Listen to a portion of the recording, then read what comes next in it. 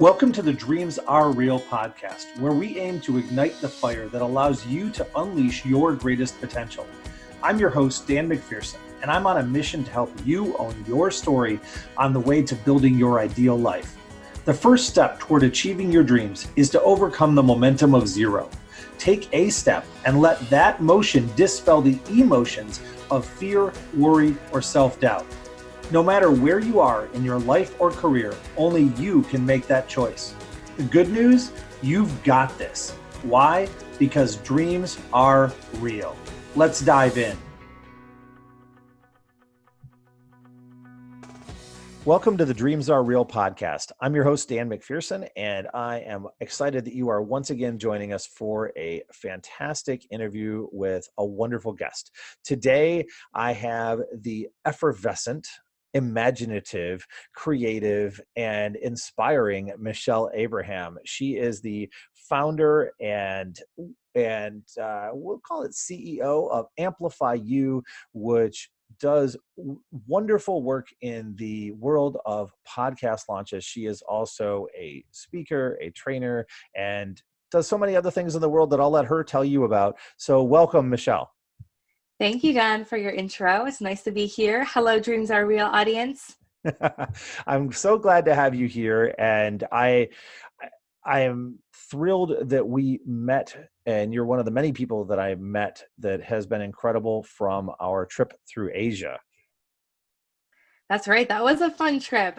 And so many amazing people that we've been able to meet and stay in touch with on that trip. It's been incredible. It has, and you've been able to network with and support many of them for their podcasts and just to build friendships with, and I appreciate that for sure. For you, though, I think one of the challenges that I had for quite a while is figuring out exactly what it was that you do. How do you respond when people ask you what you do? It's an interesting question because it took me a long time to figure out what I do too. And I actually had some really close friends of mine one time not too long ago say, Michelle, what the hell do you do for a living? Because I can't figure it out. And, that's one of the challenges of doing something in an industry that is very new. So I've been working with people, helping them launch their podcasts since 2012. And people didn't really know what podcasts were until just recently. So I had to say that I was, helping entrepreneurs leverage their time, make more money. And I was doing this through online courses. I was doing it through launching books and podcasting. And so I didn't really use the word podcasting much because people didn't know what I was talking about. But I feel now that people have a little bit better understanding of what we do. We take you by the hand, help you figure out what kind of show you want to create, what audience you want to talk to. Then we take care of all the technology stuff so that you can stay in your genius zone. As an expert, you have this content creation. You're creative. You want to create the content, and that's the zone that we like to keep our clients that bog you down and prevent you from actually launching a show. That's really good. And you do tremendous work. For those who don't know, Michelle is the wizard, and her team are the wizards and sorceresses behind the creation of this very podcast. And I appreciate all the help that you and your team have been with that. Well, thank you, Dan. I love working with shows that have just a positive impact in the world, which is exactly what you're trying to create with this Dreams Are Real podcast. And we love listening to all the amazing people you've brought on and how you are able to pull their stories out and really inspire people to make a difference in their lives and really live a life that they want and live their dreams.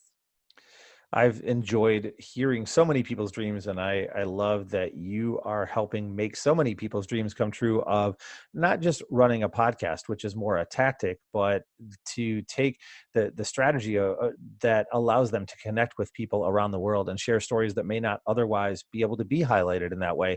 Podcasting is a fascinating industry. I want to ask you how you got into that. So I guess I will.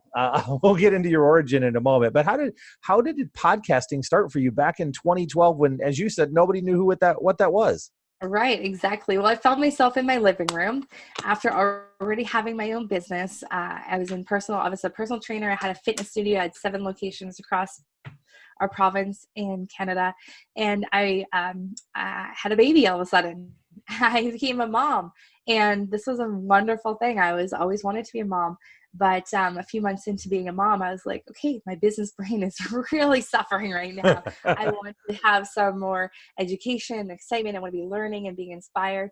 And I love having this baby, but there's only so much goo goo gaga a day that my brain could handle. And I say that podcasting saved me from postpartum depression. And I can see how easily it is to get into postpartum depression because, the babies don't talk back much. They're cute, but if for someone who's had a lots of businesses in the past, it was just, I just wanted more and more inspiration and listening to inspiring people. And so I turned on Apple TV and there was this little purple button and it said podcast. So I clicked on it and I found this show called The Eventual Millionaire. And it was Lady Jamie Tardy. She still has a show now.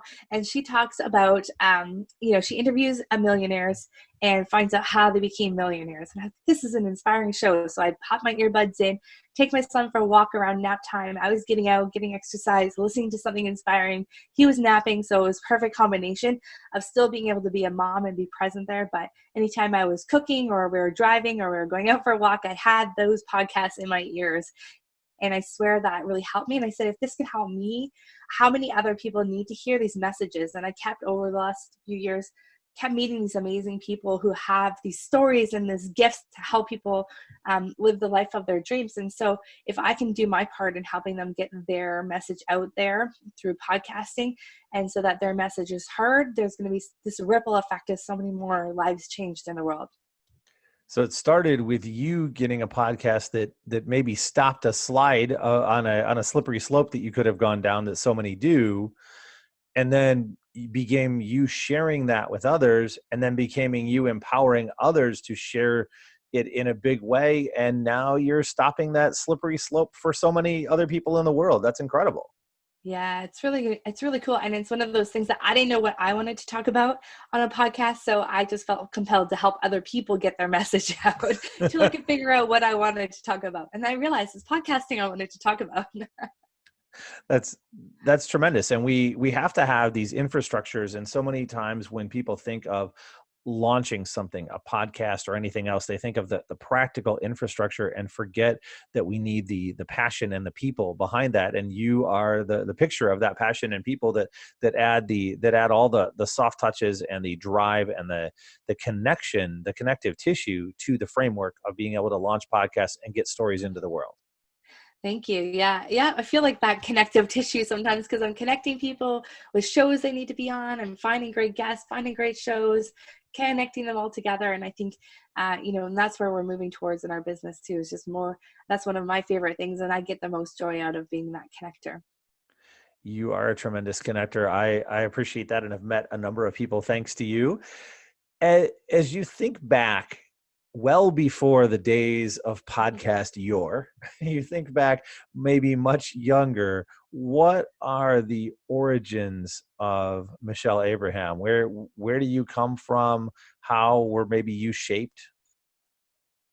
Yeah, well, I grew up in North Vancouver and I grew up where my father was an entrepreneur. So I got to see the entrepreneurial side of life, which had its many ups and many downs. And we moved a lot and we stayed in the same neighborhood though, because that was very important to my mom that we grew up in the same neighborhood, going to the same school. So when my dad was in real estate at one point, so we made a joke that I got to live on the same street as a lot of my friends, just at different years. We were on different streets, all in the same neighborhood, but we were definitely buying and selling houses all in the same neighborhood to satisfy my mom's need for us to have the same roots, which was, I appreciated because I had a great group of friends. And my whole thing in school is that I really wanted to go into outdoor recreation. I love being outside. I love the outdoors. I got to travel as a young girl in Girl Guides to Switzerland and to, Mount St. Helens. I climbed that. I did hiking. Wow. How old were you when you climbed Mount St. Helens? 14. Yeah. That's pretty unusual. 13-hour hike. That was insane. Yeah. It was really cool. So I did lots of really amazing things with Girl Guides. I flew all over Canada and the US and over to Switzerland with Girl Guides. So I had this adventure I think adventure has been instilled in me as much as connection. So connection and adventure are my two words. And I really love the the idea of like being able to like get paid to play and have a lot of fun. So I went into outdoor recreation in college. That's what I took, outdoor recreation business management. And I traveled and had a lot of fun and had the best years in my 20s of like travel, adventure. I did every scary thing you can think of, jumping out of planes and bungee jumping and sliding down glaciers and whitewater rafting and all sorts of crazy things. And I had a lot of fun in my 20s. And I had a lot of people say, "You're so lucky, you have the coolest life." And I'm like, yeah, I'm not lucky.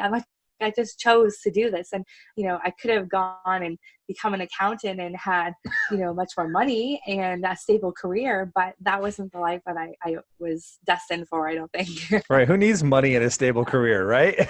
Exactly. I'm all about fun. You had fun, and it sounds like you did something that gets missed a lot, which is that you said yes. Has that been a key component of your life, is being faced with these choices and saying yes instead of not now? Oh yeah, you totally nailed it. I said yes to everything, every opportunity. Girl Guides has this trip coming up to Switzerland. Do you want to go? Yes. Hey, school's going to Italy and France for our education this year. Yes, I'm going. And, my parents are like, "Oh, we can't afford this. We can't afford this. What are you doing?" Like, I fundraised my way there. I got a job from the time I was 15 so that I could do these fun things because I'm more about experiences. And having those experiences and being able to say yes to things, then yeah, I value education, but at the same time, like my school was always going to be there. So I took off on a plane 2 days after I graduated high school to move to Switzerland for a year to work as a nanny for a family and help their kids learn English. And I learned French in return and traveled all over Europe again for the third time since I was 16. This was at 19. So wow. I Talk about a lot of that into experience me. packed into a few years. Now, Exactly. you said you had your first job when you were 15. We've got to know, what was that first job? Yeah, well, I got two the same week. So it was spring break in the year I was in 10th grade. And at spring break, I got a job for Thursday night, Friday nights, Saturdays, and Sundays, working as a cashier at a store called Shoppers Drug Mart, just like a pharmacy. And then my second job was the Monday to Friday, 8:30 to 5 o'clock, working that spring break as a spring break camp leader. So I took these kids all over the city having fun adventures. So those were my two jobs I started with in 10th grade. You don't do anything halfway, is what I'm hearing So, here. that's right. Before Who that, I needs was one babysitting. job? Who needs one job when you can have two? Who needs to go around Europe once when you can go 3 times? You're on it. That's right. That's right. And I also did a lot of babysitting prior to that, but I don't really count those as real jobs. That was just more for money that I could save to go to Switzerland and Europe and all those kind of fun places. And apparently mom prep as well. Yeah, exactly. A And one little of bit my, of goo goo gaga early experience. yeah, exactly. I was just going to say one of the fun Girl Guide trips I went on to when I was about 13 was flying across Canada. And part of the Girl Guide camp, I got to learn how to ride a motorcycle, and I got to learn how to windsurf, and I got to go to Canada's Wonderland, which is a huge amusement park. And, this is why I stayed in Girl Guides. This is a lot of fun stuff that we got to do. I know I kind of want to go join Girl Guides now, but don't take that the wrong way. That's no, that's amazing. So many people don't get those opportunities, but I think even more might have them, but say no instead of yes. Yeah, we could have easily said no because of finances. Could have easily said no because I had to work a lot to have those experiences. I could have easily said no because, 2 days after graduating high school to go move to a new country for a whole year. This was before the internet. This is before email addresses. This is where we had to call home like once a week. That's all I could talk to my family. No FaceTime, no email. It was all snail mail. It was hard being away for a year at that. I wasn't even 19 yet. I was 18. And that was a exciting year. Grew a lot. What during that time, what is maybe something you learned that you think other people don't at that age? Oh gosh. I learned that I just couldn't call mom or dad if I was in trouble. I had to stay safe myself. And so, a lot of the times we're taking trains from one city to the next to meet up with friends. And, there's a huge au pair community in Switzerland. So I met girls from all over Canada and US and all over the world, really. And so we'd all get together. So we had a really strong friendship group. So that was really important, is finding your support network when you don't have mom and dad to lean on. And I couldn't run out of money because mom and dad weren't there. There's a lot of things that, I think as an 18-year-old, you still, kind of, a lot of 18-year-olds, I'd say, probably still depend on mom and dad for.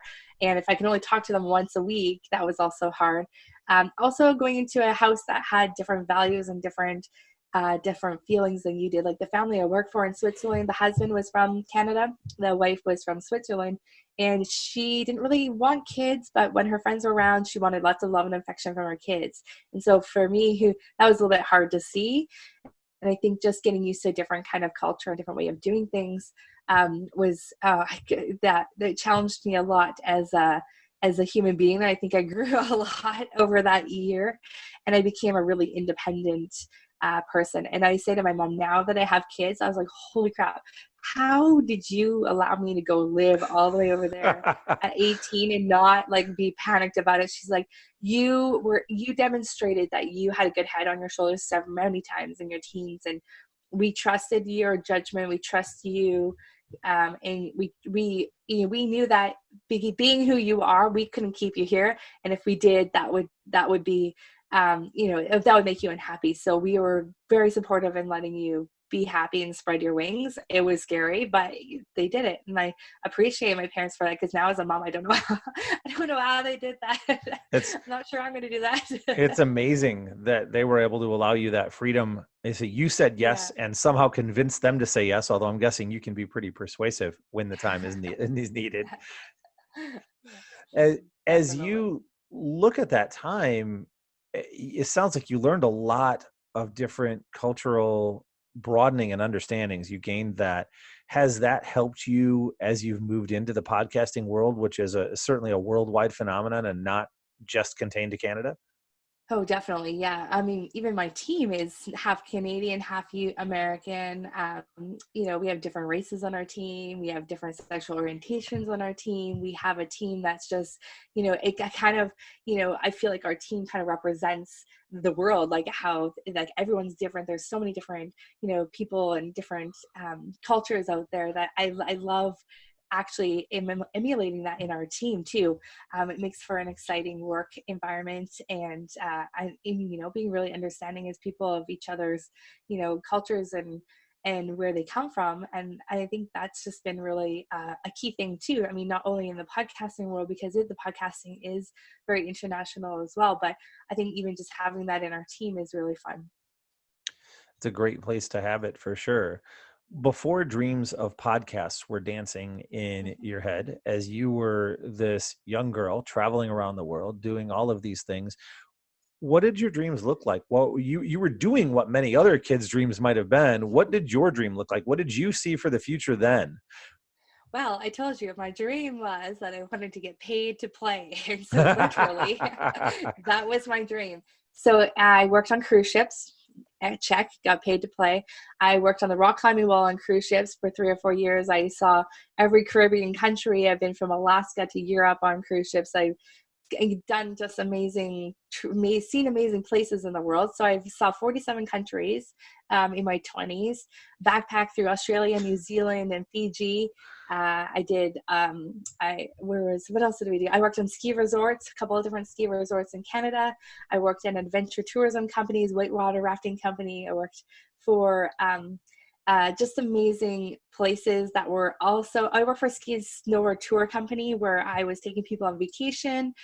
So I just always worked in a really fun environment and got to see new places, experience new things, and just live the life that everyone else was like, oh, you're so lucky.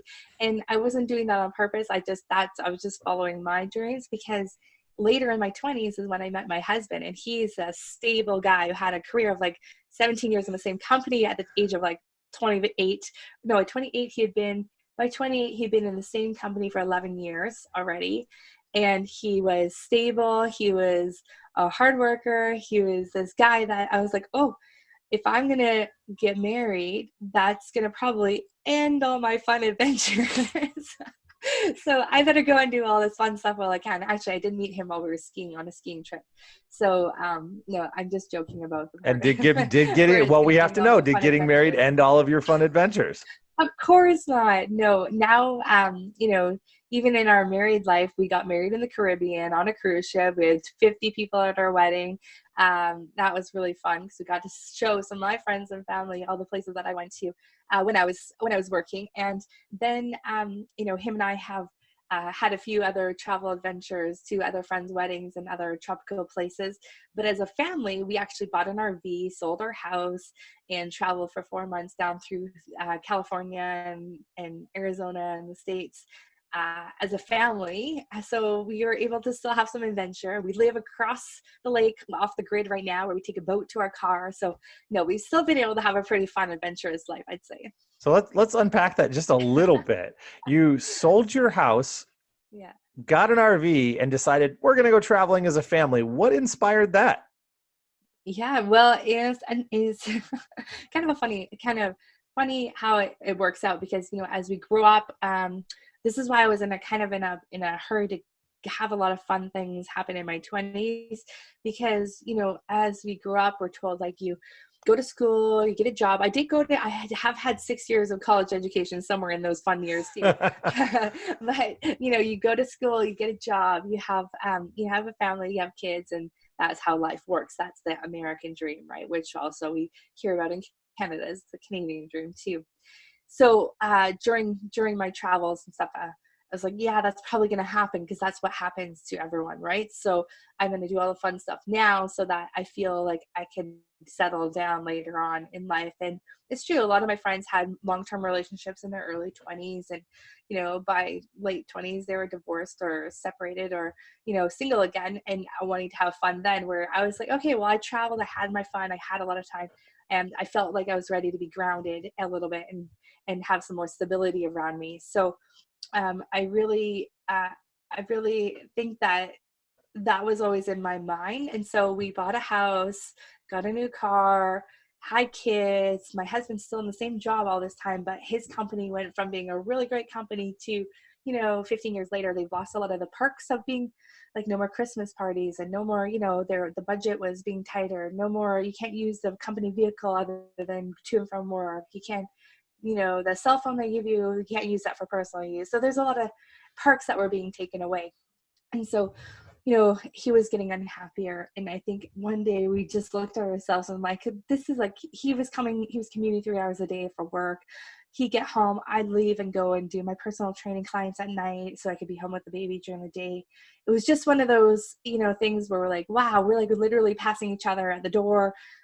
There's not much family time and connection anymore. We were going away every weekend to our his family's cabin just to have that time together and that reconnection, because during the week was so busy and crazy, and we're like, this is not really the life we signed up for. So we always thought it would be funny to live where we go to vacation on the weekends. And we talked about it a couple of years. We talked about it. And finally, one morning we woke up 3:00 in the morning and our living room had flooded. The kitchen had flooded. Oh no! We got into the living room, and our water filter had exploded.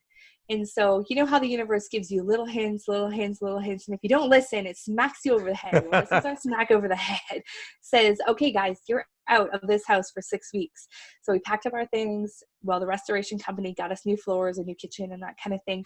And we stayed in an apartment. So it was a different environment. The kids loved it. It was kind of a new, exciting, a different kind of routine. It kind of shook up our normal routine. And we actually were like, hey, this is great. And while we're out, hey, a lot of our stuff is out of the house already. Why don't we just stage it when we get back and put it on the market? The real estate market was super hot at the time, and we'd already gained a lot in the 5 years that we were there. So we did, and it sold 2 days later. Wow. And so we were like, oh, wow, that was a little faster than we thought. What exactly was our plan? And so we, luckily my in-laws were okay with us moving up to the cabin for the summer, because that's where that was the only other place that was available for us. And that's where we originally thought, hey, that'd be fun to like live there for a year. So we moved up to our cabin, put our things in storage, and we've been here for 3 years, 3.5 years since then. My son started school in this little town, and this town is 35,000 people in the summer and like 3,000 people in the winter. And so the first winter, my youngest, was only 1. And so we thought going across the lake in a boat might be a little bit cold and a little bit, not sure about that for a little one. So we bought an RV, knowing nothing about RVing, and decided to go down through the States in the RV and spend 4 months together as a family, just kind of reconnecting as a family. And my son was in kindergarten, so it didn't really matter taking him out of kindergarten for 4 months. And we had a blast. It was so much fun. You went through the U.S. to avoid winter. I'm a fan of traveling to avoid winter. I like that idea. Yeah. We headed to San Diego, California, Arizona, Nevada. Just, avoided all the winterness. That we don't get a lot of winter where we live because we're on sea level and on the far west coast of Canada. So it's kind of like Seattle, where it's just raining, gloomy, black kind of weather. Another incredible adventure, and then you come back home and you're living off the grid. Give us just a moment of insight into your world in this beautiful landscape. I've seen some pictures, the beautiful landscape, but where you are totally off the grid, which a lot of people would think is either crazy or super cool, or maybe a little bit of both. Yeah, I think it's probably a little bit of both. I mean, this is the house behind us, the original cabin that they built in the 40s.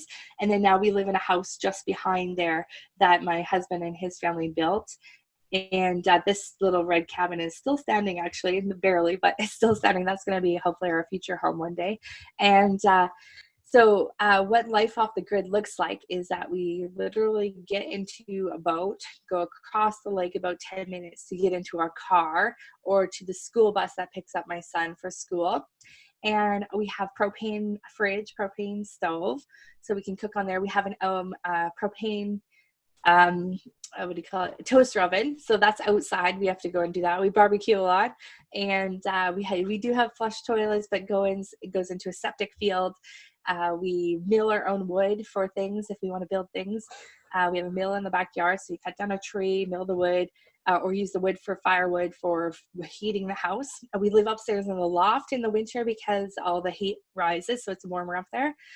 We live in a place that looks like a house. It looks like a normal house, but it's just got a lot of different kind of living. Like we, try to not flush our toilet paper. We recycle and reuse and burn all the things that we don't use. So we have very minimal garbage.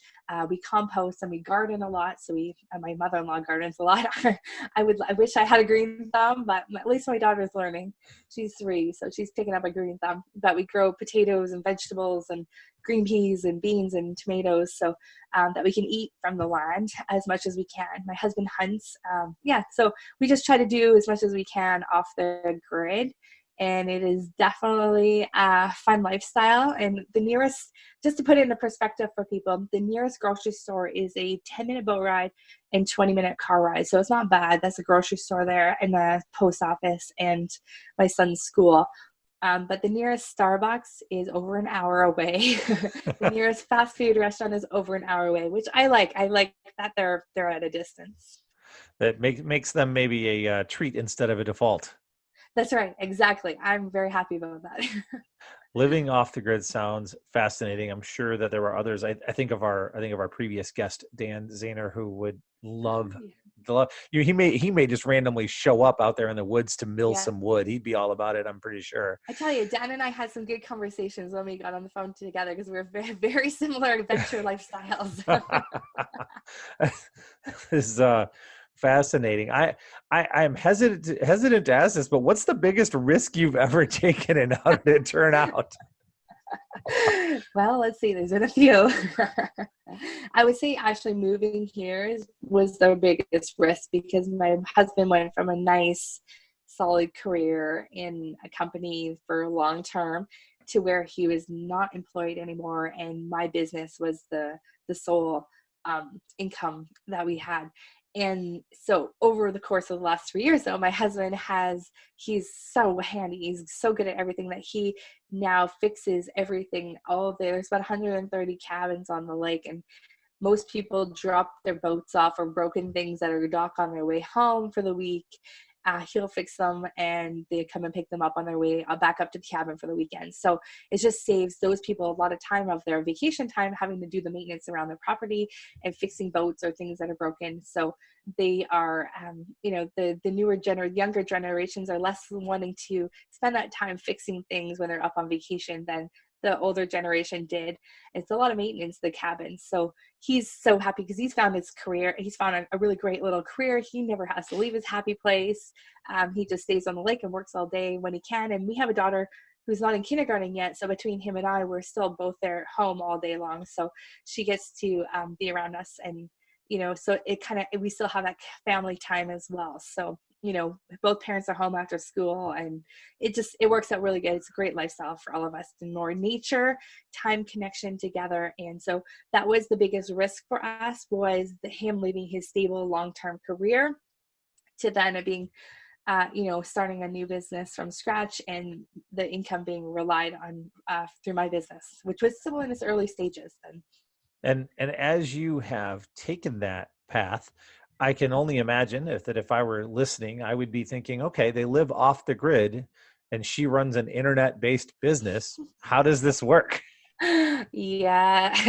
And that was the one thing that we had to change when we moved up here, is that I couldn't do it without internet. So we did have to get this little hub. It's like literally a box, and I could bring it on the boat with me and have great Wi-Fi in the middle of the lake. But yeah, the Wi-Fi around our area and the cell phone range was not good. And so the company that does our internet here has a really a cool program for people that live in rural areas. We had to fight them because technically we're still within like city limits, but not. But we're far enough away that we convinced them that we needed one of these things because the towers didn't reach us and I work online. So we have 100 gigs for $100 a month. It's pretty amazing. That is amazing, and solves a lot of problems, it sounds like. It does, for sure. As you've moved into being a full-time entrepreneur over these last years, it sounds like you've been an entrepreneur since you were like 9, but but as you've moved into this and you've gotten into running Amplifyou and being a full-time person who's engaged with all of these podcast hosts, what has been maybe your defining moment on that journey?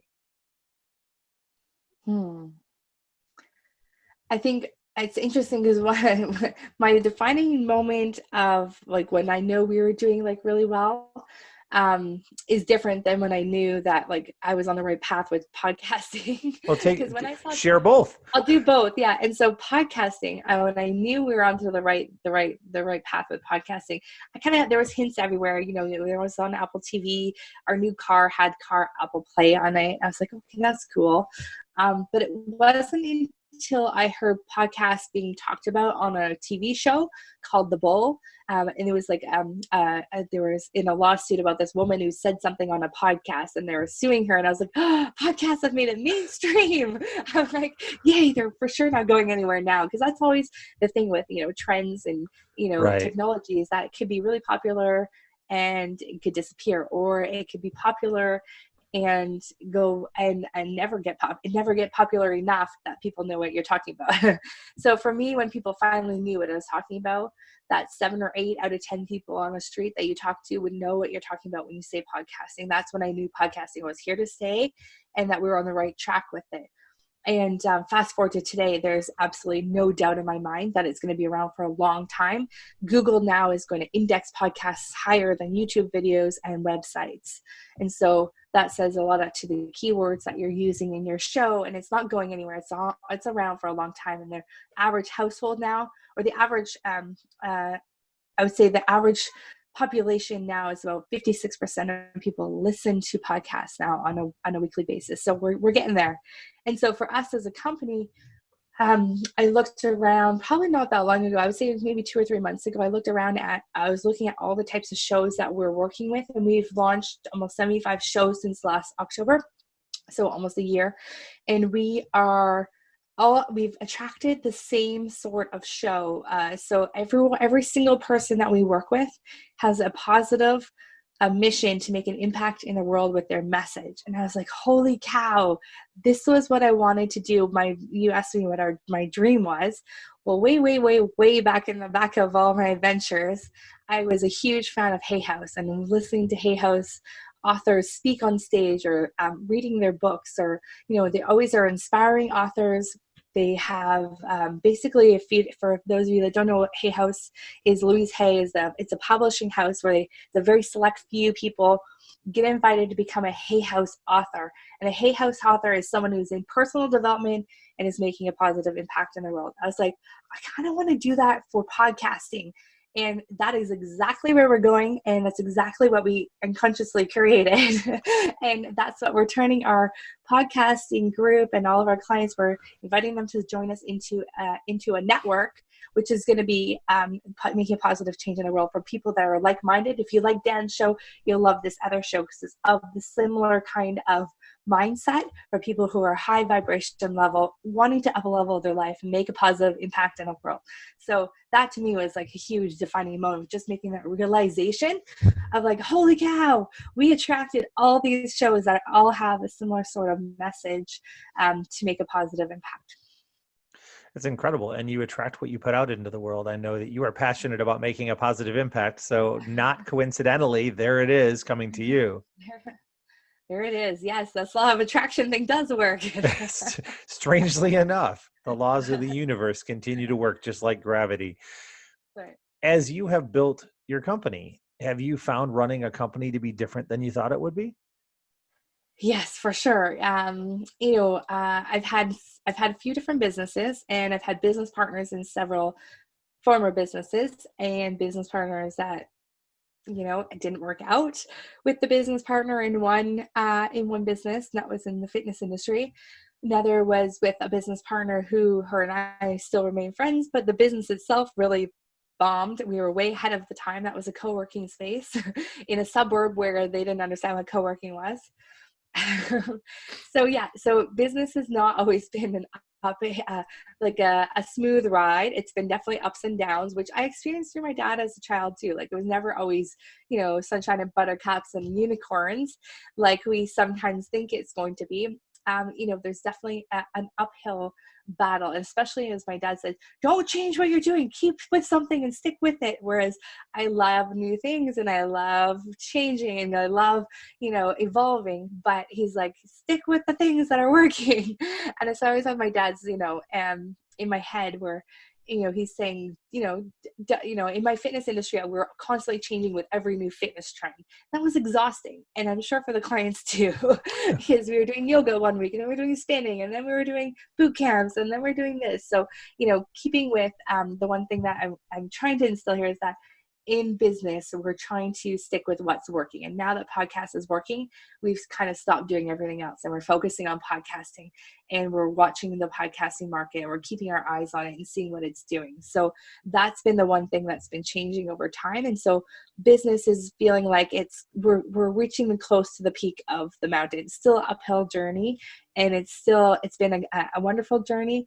We're still not quite at that point at the top of the peak yet where it's going to be a smooth sailing ride the rest of the way. And I don't think it ever really does get that way, because I think you're just growing and evolving. And, my brother started with me earlier this year as a business partner, and you'll hear him on our podcast as introducing us and being there. And he also was working with his partner in life. They also had a business together, and my brother joined Amplifyou as a business partner earlier in the year. And I said to him at one point, I'm like, you know what, this other business is exploding. You better go work solely over here, because you and I are still going to sit at the dinner table together for the rest of our lives.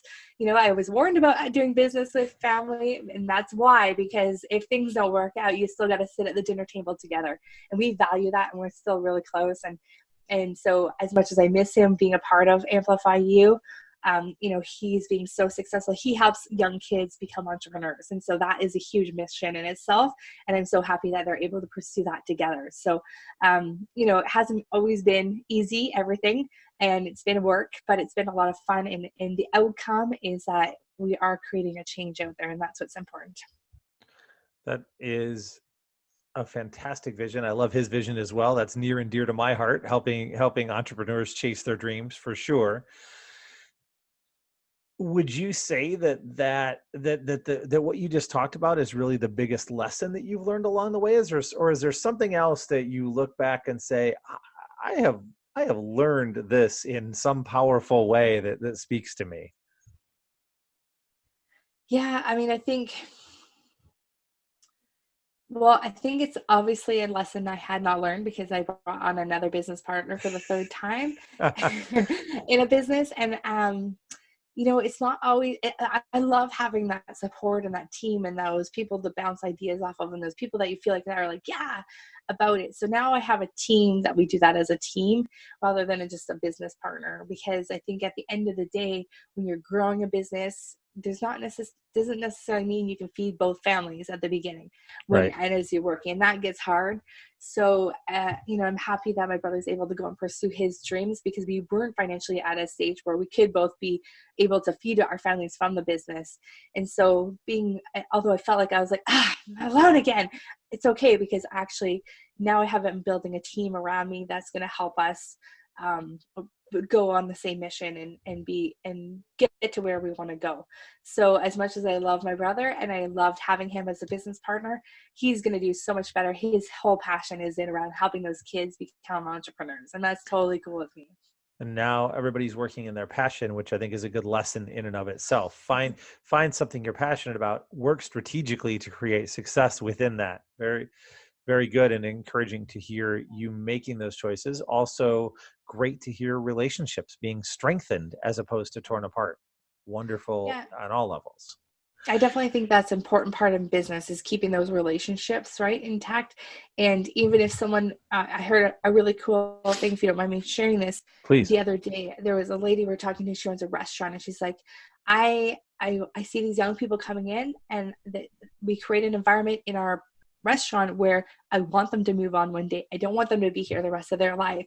So she created this culture where she's really being supportive of people following their dreams. And so it made her restaurant culture like just such a different experience than most other places because people knew that they didn't feel bad leaving her, to move on to their dreams. She knew that they were going to leave, but they had created this, here, you're here to learn a few lessons. Here's some things that I can strengthen your skill set with, and then you move on. You don't stay here forever. And that's the deal. And I think that was really cool. Do everything you can to help others, and the rest will take care of itself. Amazing how that Exactly. continues to work as well. As we Yeah. think about younger entrepreneurs or maybe people who are considering becoming entrepreneurs, what is something that you wish you'd known when you started that would be helpful to them to hear? I can say that for sure is getting your finances straight. Like setting up your business properly and getting into the habit of monitoring your finances and seeing it. Things can appear differently than what they actually are on paper. And I know I've gotten in trouble with that before. And one of the biggest things I learned in my first business is we exploded really fast. Like we were a six-figure fitness business before I had figured out that I needed a bookkeeper or that my finances or that I needed to register or like GST or like all these other taxes and things like that. And I really wish there was like a little boot camp for entrepreneurs. Here's how you set up your business, like company, your LLC, your corporation, whatever it is. Here's how you set it up properly. This is what you need to do on the regular basis because most entrepreneurs are the idea and creative people, not the systems and the foundations. And so second business, we had a bit better foundation. My third business now, the podcasting, I definitely hired somebody to help me with the foundation because again, we were growing faster than faster than I had the foundation for. So I hired someone specifically create those foundations and those systems and the contracts and all those things that you need, and a way of monitoring your success legitimately, not just by how you feel like things are going, which is what I did in my first few businesses. That's a great lesson. It's one that I've spent a lot of time with different clients on as well. I'm far from being an accountant, so that part isn't my world, and I generally will connect them with people who are good at that part. Yeah. But working on systems and structures and planning for growth is important, even if it feels so distant when you're just starting out. For sure. And I know you're a systems kind of guy just by seeing by what you've done with your podcast and how you systemize that so well. So yeah, definitely going to be sending your clients your way that I'm seeing in their businesses that they don't have those systems in place. Because like you said, you can't see those successes until the business systems are in place. And, you know, yeah, you heard my story. I was all about freedom and adventure and having that lifestyle. Sure, but you know what? I always rebelled against structure and systems and things that I felt that were cramping my freedom, right? But actually, I've learned, and then this is probably one of the other huge ahas in the last 2 years, is that holy crap! If I don't have those systems and that structure in place, I have less freedom than if I do have them in place. So that has been another huge aha for me in the last few years that I totally forgot about until we just thinking about systems and because as a creative visionary person, I hate structure and I hate systems. But now I appreciate them because it creates more freedom for me. One of the very favorite quotes of mine is Jocko Willink's "Discipline equals freedom." Another is from a training that I've done with a company called Pandaren, which is structure drives behavior. If we know that we put a certain amount of structure in place, and it doesn't have to be crazy restrictive, it doesn't have to restrict the creative ability, but if we put the right things in place, that structure will drive the right behaviors. Also, if we do the disciplines to do the things that have to be done, we'll get the freedom to do all the things we want to be done. Great sentiment for sure. Great lesson I wish I learned like 10 years ago.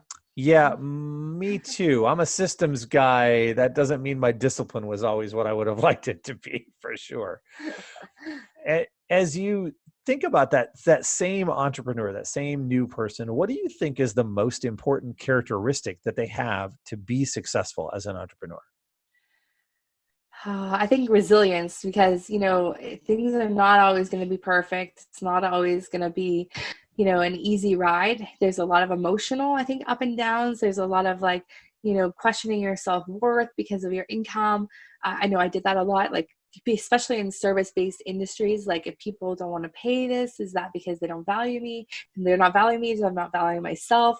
Like I think that there's a lot of personal work that needs to go on in your life too as you're growing a business, because you need to be separate from you're not your business, and you need to not take that on as a rejection of you or your self-worth when people don't want to work with your business. And I think that would be something that I would instill in the younger entrepreneurs, is just, you know, be prepared for those no's, be prepared for that up and down kind of ride.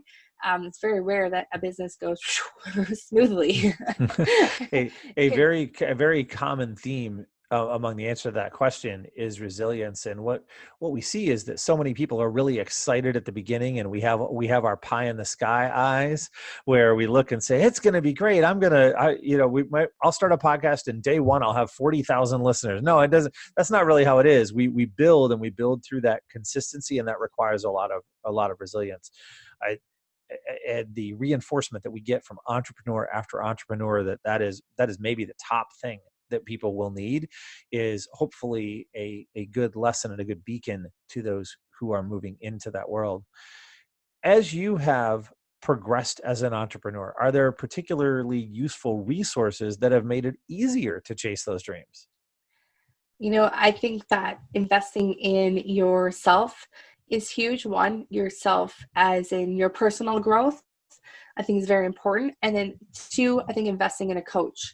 I think a business, you have to have a coach. You have to have someone that's kind of done what you've done ahead of you. And although I found that hard in this industry because it is kind of a new industry. Right, you're creating an industry, yeah, right? Exactly. So, but I always have had a coach. I've always had someone that I could check in with. And I found that I think those were the qualities I was looking for in a business partner, but actually it should have been a coach that we were hiring in my previous businesses, not just having a business partner. So I think hiring a coach, working with someone like you, Dan, who's had so many years of experience in so many different areas, and being able to see that bigger picture, but knowing the systems and processes that need to go into place before we do that. Because as a new entrepreneur, you're pie-eyed and, you know, very excited about the ideas, but maybe a little bit unaware of actually the things that need to go into place to become an entrepreneur and to have a successful business. It's interesting that you say that. One of the more common conversations that I have with potential clients is that as a coach, I encounter businesses in one of three spaces: either build, recover, or accelerate. Most commonly, I encounter people who are looking for coaching because they've felt a lot of pain and they're in this recovery phase. And so now we spend time working through the recovery and helping them get where they need to be. But then we go back and have to rebuild some of the basics and the foundations, and then they finally begin to accelerate. If more businesses, and this happens far more rarely, but if more businesses thought of a coach as part of their initial investment or their initial planning, they would skip all of the recovery phase, or most of it at least. They would have the foundation much stronger, and they'll generally save a year or two in their progress point. And that's not even to point at myself. That's just saying whatever coach is right for you. I look at that as the same as hiring an accountant, or the same as hiring these people who are fundamental to a legal protection, whatever it might be, fundamental to your business. A coach is a component that will save you a significant amount of the most important thing you have, which is time. Yeah, absolutely. And it may seem like an investment at first, but it's an essential part of your business, I think. And I could relate that back to podcasting too, because one of the things we are really good at doing in Amplifyou is keeping our podcasting experts in their genius zone of content creation and creativity, where you don't need to do the technology, you don't need to figure out how to edit a show, you don't need to figure out how that show is going to get out there on social media. You keep in your content zone of genius, and I think you have people around you and support you in your business that can do the rest. You always hire smarter than yourself, right? That's why I hired you guys. So you guys are amazing at that and have made my life better. The idea of editing just makes my head squeal to a halt. So I greatly appreciate what you do. Are there any other resources, any books or people or anything that you would point people to, or is the main path? Do you feel like these structural pieces that are most important to escalate?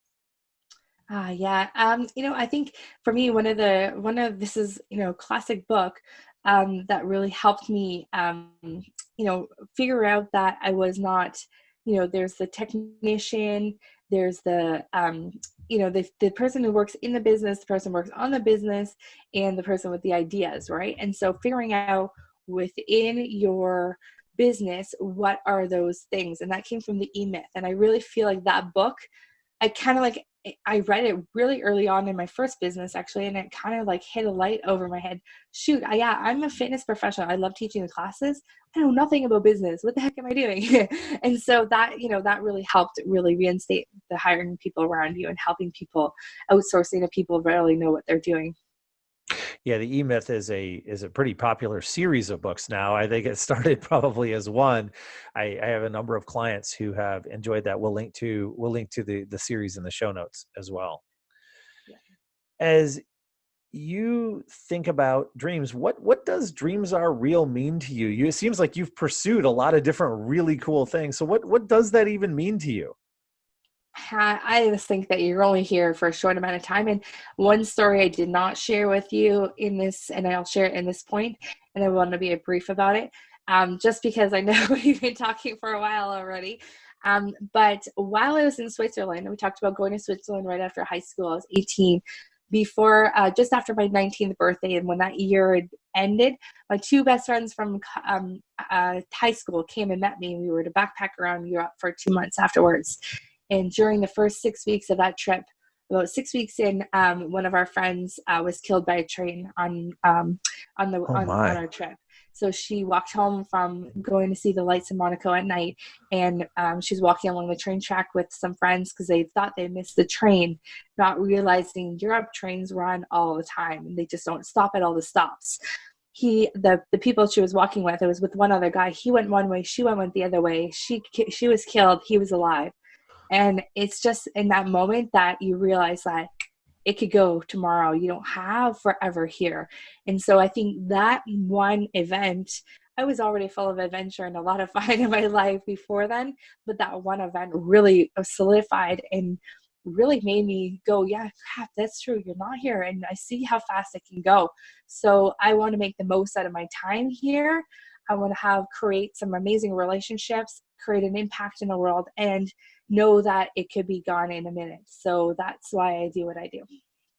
It's amazing. And when people then turn around after you've been through that experience and so many others, and they say, you, as I'm saying, you are an example that dreams are real, how do you feel? Mhm. I feel like I've done my job, because I feel like that's what I really want people to have, that lifestyle, know that dreams are real, they're possible, and that there is no reason you should be miserable in your life. You have every opportunity to say yes to things. And even though, when you're outside of your comfort zone, that's where you grow the most. And so putting yourself in those situations, I already this year becoming an international speaker, that was way out of my comfort zone, right? But saying yes to that opportunity led to so many amazing things and relationships in my life. So just knowing that when you're presented with those opportunities, that being able to say yes is one of my greatest I think accomplishments, is being able to say yes. And so when people say dreams, you're living like dreams are real, I'm like, yes, I did it. So as we wrap up, we're going to move into our fortunate five, the things that maybe we've been fortunate to do, that we'd like to be fortunate to do, or that'll even be fortunate in the world when they occur. And the first question is this: what is the most exciting or adventurous thing you've ever done? And I have no idea what the answer is going to be for you. You have so many, you might need a minute to sift through them.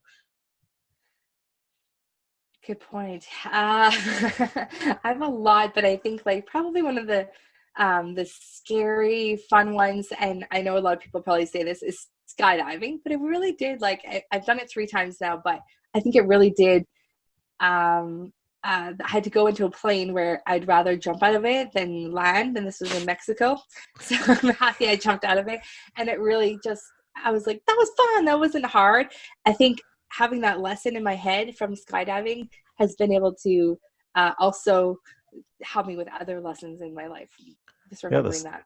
the scariest things are often not as scary after you do them. They're just That's cool, right. They were right? just fun. Yeah.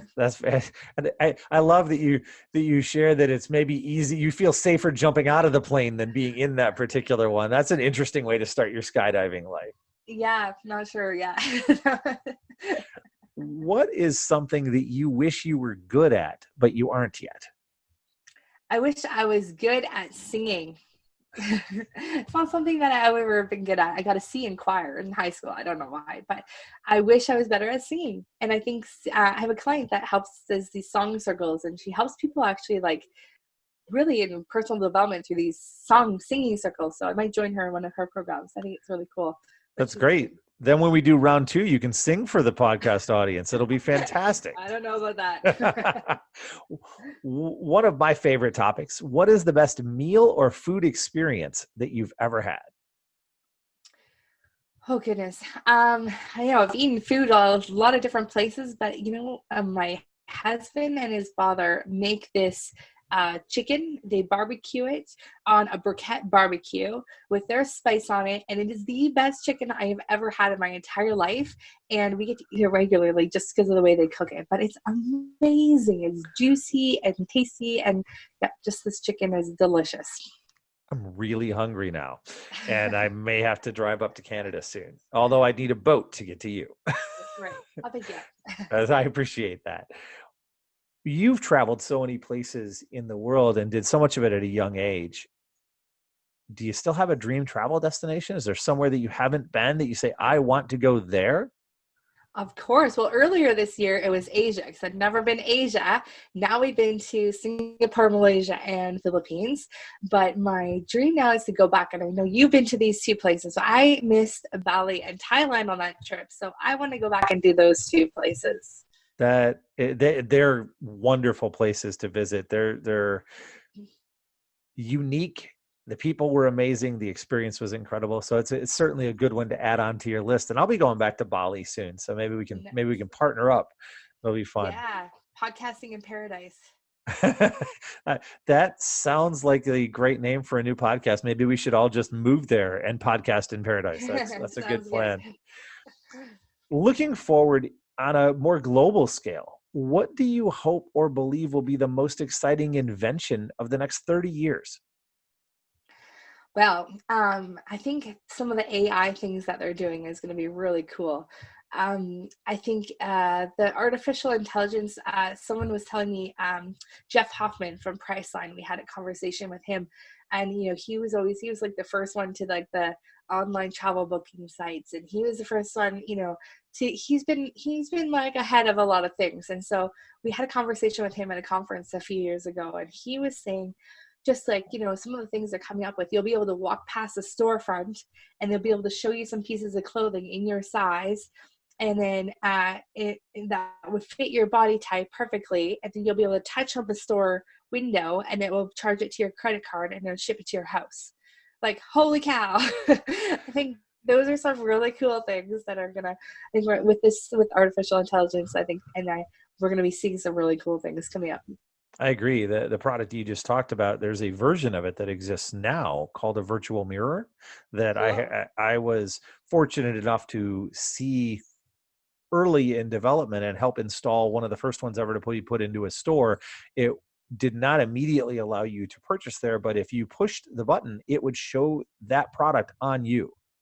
Cool. Which was really cool. That was a lot of fun. So AI has so many potentialities, so many capabilities going forward that it's exciting. It's a little scary to me, but it's also inspiring and exciting and shows a lot of what the vision of the world may be. Definitely. Super cool. I've greatly appreciated having you here. And as we truly begin to wrap up, is there a certain thought or message that you'd like to leave with our audience? Oh my gosh. Other than all the other crazy things I've told you in this podcast, I think that the one thing that always comes back to my mind is that we're not here for a long time. I'm not going to say we're here for a good time only, because I know that is a famous quote, but I want to instill people that you don't know how long you have. So make the most of what you do have, the time you do have here, and, make sure that you are arriving, wherever you're going at the end of this life and saying, wow, what a ride that was, not just, sauntering up there and like, okay, I'm done, get me out of here. We're over, just make sure you have the most of it, make the most of your life. Whatever you're going to do, go for it all the way, right? That's right. Otherwise known as say yes, which I feel like is a button that just needs to be created for you. I think I should just have that on my website. Say yes. You should, across every picture of you, everywhere you go, say yes, because you've done that so much in your life. Yeah. How can our audience find you out there? What are you working on that they should know about? Where can they go and connect with the magic that is you? Awesome. Well, you can find me on our website, amplifyou.ca, which is spelled very weird. So it's AMPLIFYOU. So amplifyou.ca, Canadian.ca. Or you can download, if you're interested in podcasting, I've got a free book that you can take a look at. It's like about planning your podcast. It's called, you can find it at mypodcastcoach.com. And also, connect with us on Instagram at amplifyou.ca. I'm also on Facebook under / Michelle Abraham Consulting. So love to connect on Facebook, Instagram, anywhere else you guys want to find us, but connect and let's make some dreams come real. She is a great person to connect with, to follow, especially if you have interest in podcasting. But even if you just like adventure and insane stories, she's got a lot of those going on. Make sure that you guys find her out on the internet and let us know what you think. Michelle, thanks so much for being with us. Thanks for having me, Dan. Thank you for joining us on the Dreams Are Real podcast. If anything we've said has inspired you to dream bigger, live more boldly, or move closer to your ideal life, please reach out and let us know. And also be sure to share this episode with a friend. We would be honored if you would like, subscribe, or leave a review for our show on your favorite podcasting platform. And for more discussion of this episode and all things related to the Dreams Are Real podcast, and to receive your free download of Dan's Defining Your North Star training, please join our Dreams Are Real community on Facebook. Until next time, be amazing and keep crushing it.